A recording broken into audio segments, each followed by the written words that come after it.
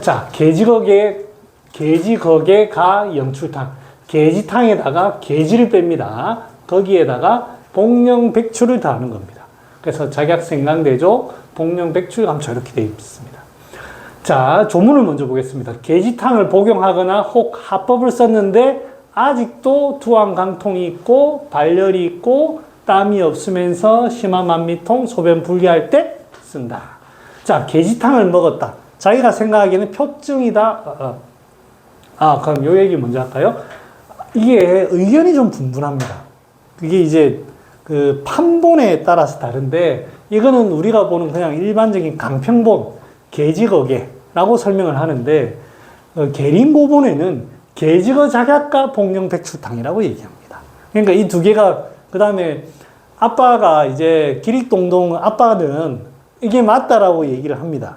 근데 아들이 남해가 기릭남해는 아빠 이거예요라고 책에 써놨습니다. 부자의 기릭동동은 시초라고 하는 얘기가 많고요. 기릭남해 선생은 천재라는 얘기가 있습니다. 사실 뭐 태도가 더 천재긴 하죠. 얘기 한번 제가 구분해서 설명해 보겠습니다. 조문도 똑같아요. 근데 이제 처방만 다릅니다. 그러니까 게지를 뺄 것인지 작약을 뺄 것인지 그 얘기입니다. 자, 보겠습니다. 게지탕을 먹든지 합법을 쓰든지. 게지탕을 먹었다는 것은 이 사람이 태양병이라고 생각했을 겁니다. 태양병이라고. 설사를 시켰다라는 것은 양명병이라고 생각했기 때문에 치료법입니다. 그러니까 태양병이든 양명병이든 인이라고 하는 거 보면 원래 이제 투항강통이 있었던 것 같아요. 원래 투항강통이 있고 발열, 무한, 심한 만미통, 소변분리 원래 있던 게 안 낫더라 이 말입니다. 태양병, 양명병으로 치료를 했는데도 안 되더라. 자, 요 얘기입니다. 자, 요 증상은 보세요. 투항강통, 발열, 무한. 자, 요까지만 딱 하면 요거는 태양병입니다. 뭐 의심할 여지 없습니다. 자, 그 다음에 심한 만미통, 소변분리. 요 놈이 문제예요. 요 놈만 없으면은 태양병 맞습니다. 네. 자, 여기는 태양병이라고 할 수가 있겠죠? 그 다음에 심한 만미통, 소변분리는 얼핏 보면 속에 겉의 병은 아니고 속병인 것 같다. 이게 양명병이라고 제가 적어놨는데 근데 이제 양명병은 아니고 양명병은 번갈 이런 쪽으로 가는 게 양명병이고요. 그래서 아마 요거를 양명병으로 착각하고 치료를 했던 것 같아요. 그러니까 합법을 썼고 게지탕은 요거를 보고 표증이라 보고 게지탕을 썼던 것 같아요. 아마 그래서 실수가 된 것 같아요. 자, 그런데 이제 이게 양명병이라고 착각을 했는데 지금 와서 보니까 자, 처방을 보면 복령백출 요게 들어갑니다. 그럼 이거는 물에 관련된 병이라는 뜻이에요. 이거를 수기분리를 양명병으로 착각해서 썼구나라는 걸 우리가 유추할 수 있습니다. 의사가. 그러면 여기는 표증. 표증은 그대로 맞습니다. 표증 플러스 뭐가 있다? 물이 안에 들었다. 이렇게 생각합니다. 겉에 표증이 있고 안에 물이 들었다. 그 부위는 심화 또는 방광 쪽에 그렇게 해석하면 되겠습니다. 자, 그러면 여기에서의 다른 약은 다 똑같아요. 자, 그러면 여러분들한테 제가 한번 질문 드려볼게요. 투항강통, 발열, 무한, 심한 만미통, 소변분리가 있을 때, 요 태양병과 수기분리가 있습니다.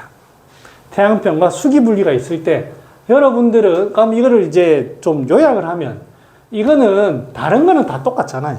처방이 다 똑같아요. 그러면, 작약을 쓸 거냐, 게지를 쓸 거냐, 그 두 가지 중에 하나만 선택하면 됩니다. 자, 여러분의 선택은 뭐로 하시겠습니까? 태양병으로 본다면 게지를 선택할 거예요. 게지거 작약과 복령백출탕으로 할 거고요. 아니면은 이거는 이쪽에 가깝다. 그러면 작약을 쓸 거고요.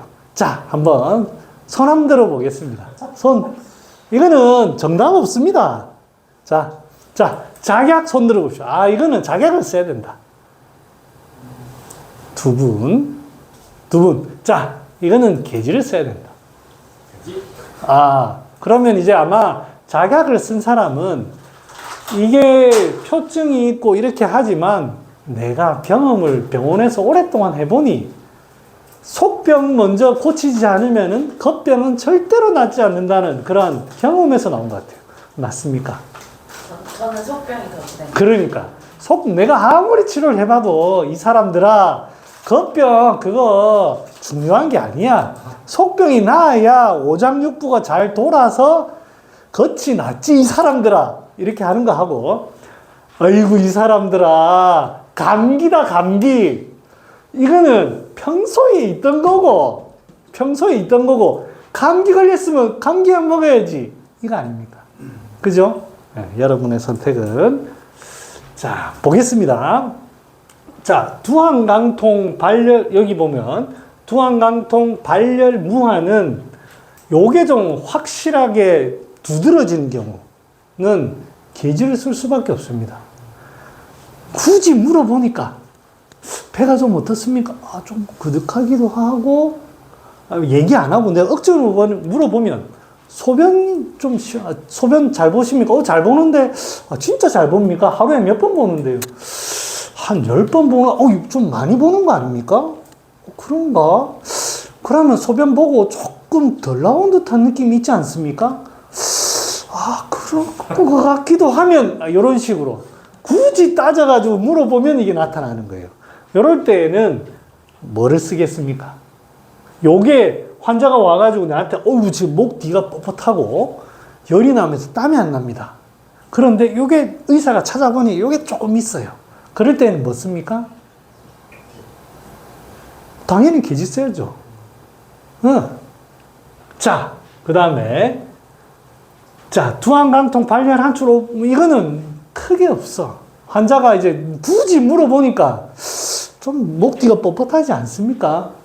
그러고 보니 조금 좀 뭉치는 것 같습니다.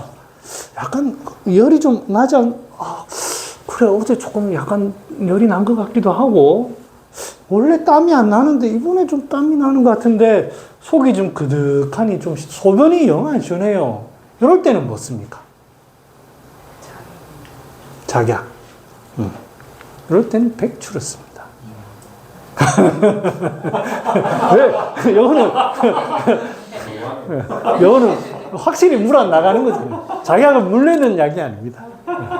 이거 혹시 속는구나. 내가 하면서, 속구나.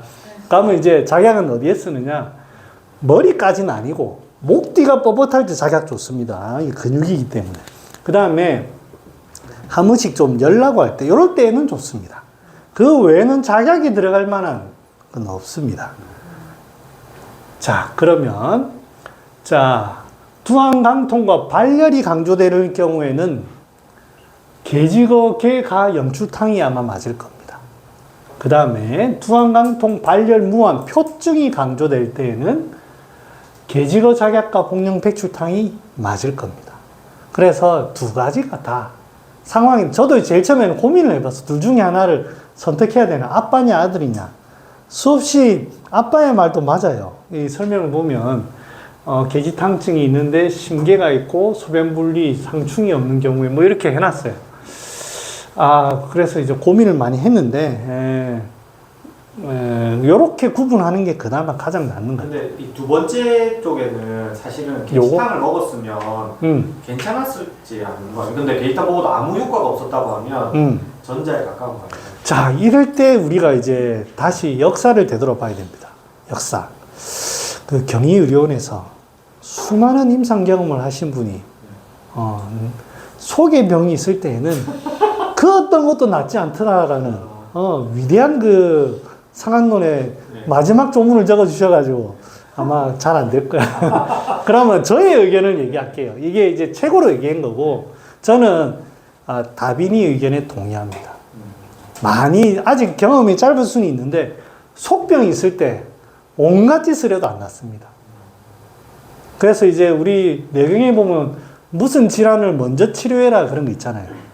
복만 뭐 이런 거. 소화불량, 저는 이제 딱 얘기합니다. 소화불량 있으면 무조건 소화불량부터 치료해야 돼요. 딴 거 절대 안 낫습니다.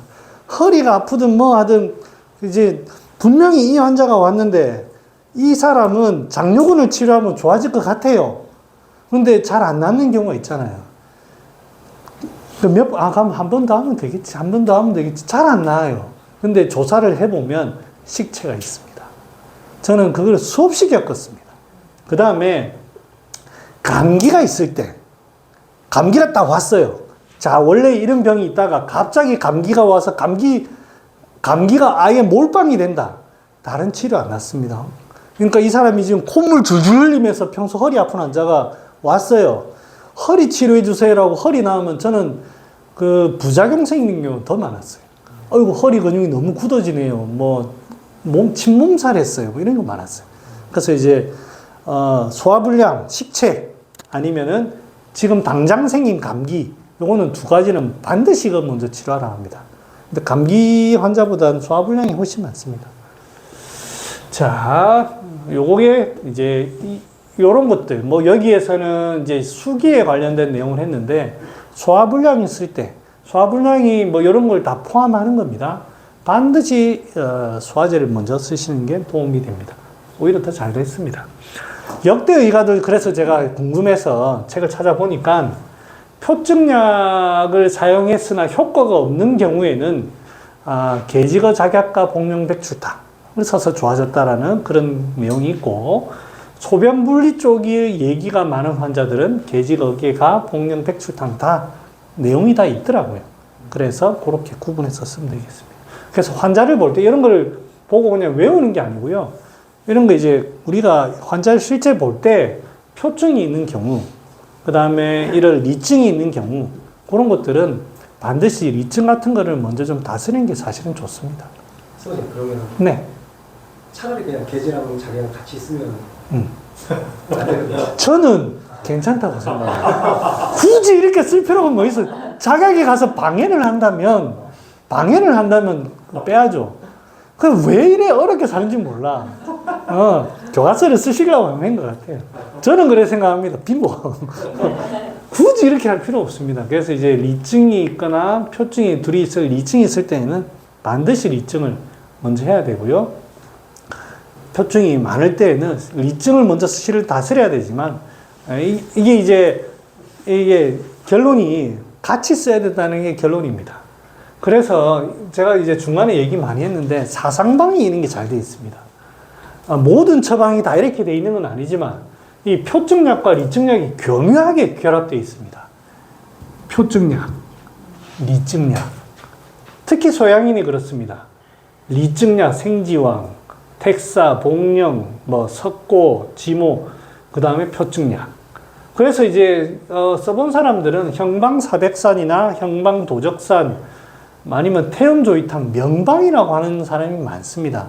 그러니까 이게 이제 체질적인 면도 분명히 있을 거고요. 처방을 구성하는 이런 그 센스가 과거에 잘 없던 센스예요. 그러니까 여기 리증을 보는 건율, 오미자 이런 약하고 마왕을 같이 쓴다는 생각을 잘 안 합니다. 굉장히 센세이션한 것 같아요, 저는. 그래서 이런 것들을 좀 보고 배울 필요가 있습니다. 그래서 곽향전기산이 대단히 좋은 처방입니다. 이게 이제 중간에 교묘하게 잘 결합되어 있는